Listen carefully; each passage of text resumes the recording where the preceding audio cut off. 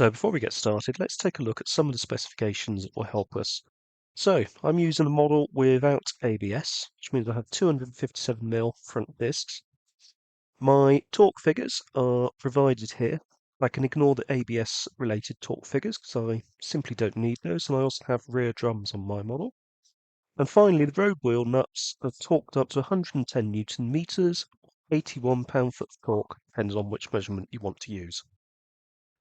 Hello, welcome to this video, and we are going to be looking at the N16 Almera front brakes. We're going to be doing a complete overhaul.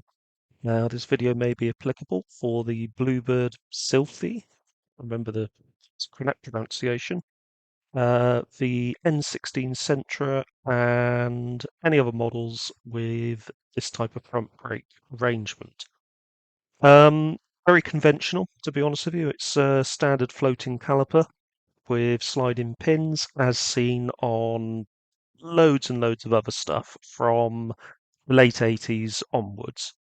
Now, with the Almera, there are, certainly on the UK versions, two different configurations. You have a configuration that has rear discs, which will be on the ABS models, and they have 280mm front discs. And on the model like I've got here, which has no ABS, we've got 253 or 255mm front discs. So first thing that I'm doing is I'm liberally applying plus gas to the carrier bolts and also the caliper bolts.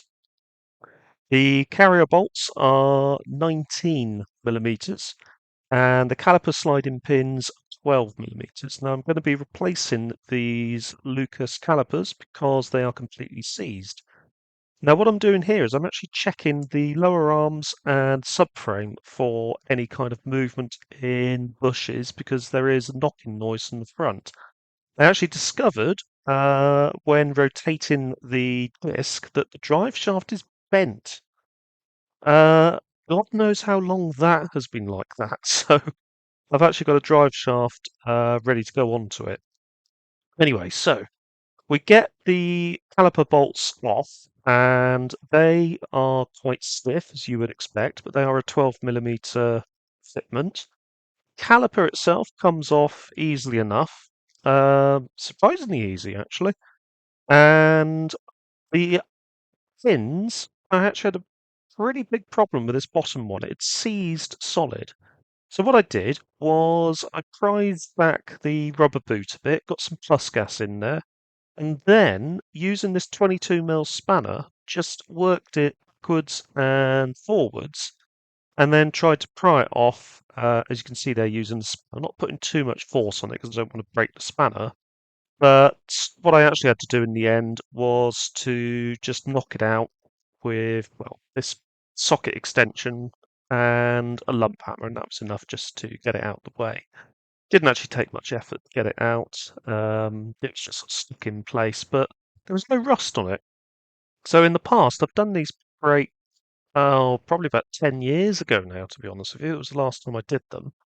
And when assembling them the last time round, I used plenty of grease on those sliding pins, plenty of grease on the face of the hub, and uh, plenty of grease on the the wheel to the face of the disc. So everything is coming apart quite nicely.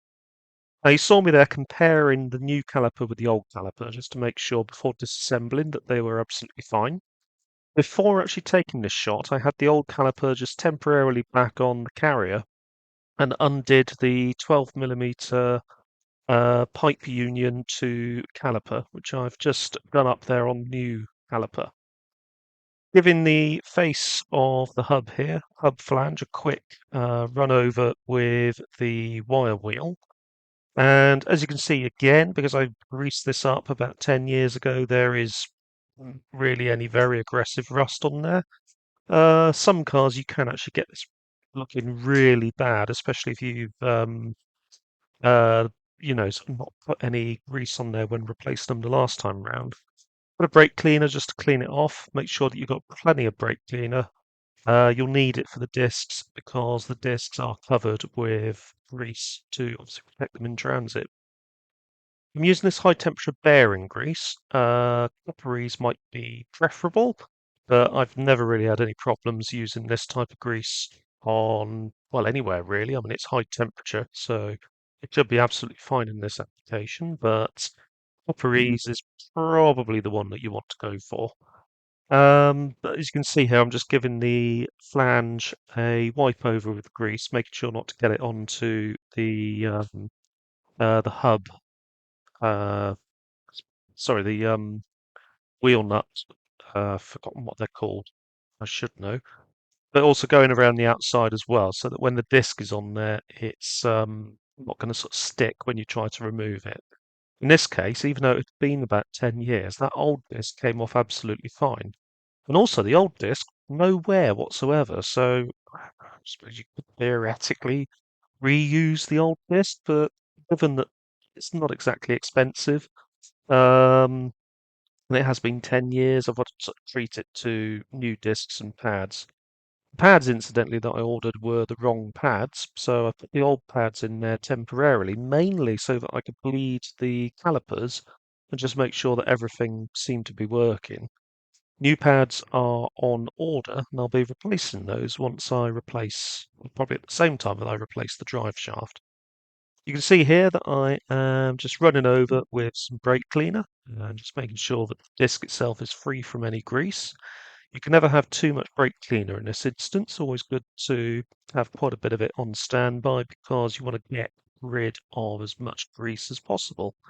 If grease is left in there, or on there rather, what can happen is that the disc can heat up and actually warp. So the grease can superheat. It can heat the disc and it can warp, which isn't the best thing.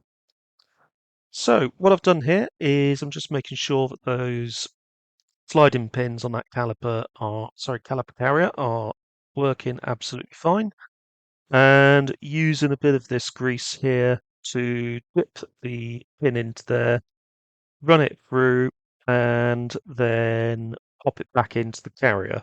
Now, I did spray the holes that you can see there with some plus gas just to clear them out. To be honest, there was no rust in there. That previous caliper pin was probably stuck in there with aged grease, and also the fact that that caliper been seizing on. Obviously, with the heat generating, so it's been binding. The heat generated, it's probably melted grease and caused it to sort of stick.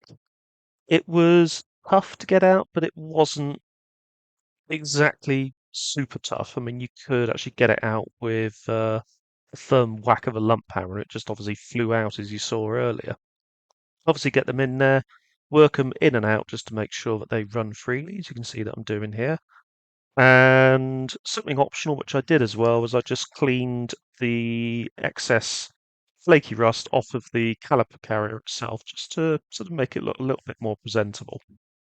Now, bleeding. I'm using this one-man bleeding kit. And with these, you need to fill them up slightly with some brake fluid, as you can see that I'm doing here.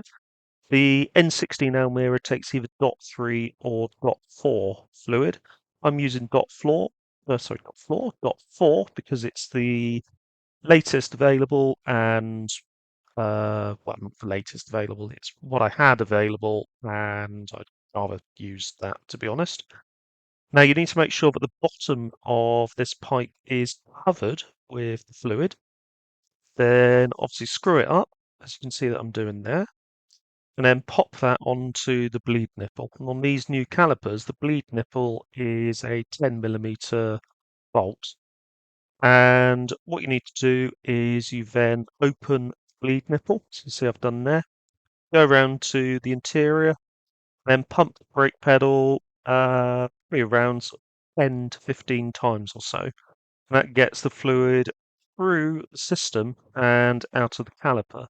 Now, because I haven't broken into the rear calipers, I'm not actually going to be bleeding those on this occasion. But if you were going to do a complete brake bleed fluid replacement on one of these vehicles. It's a little bit different because it uses a diagonally opposed system. So one circuit serves one diagonal pair, the other diagonal pair. You start with left rear, right front, right rear, left front, if I remember rightly. What I'm doing here is just basically applying the brake pedal just to make sure that pads work and that the brake pedal is firm. And that's that.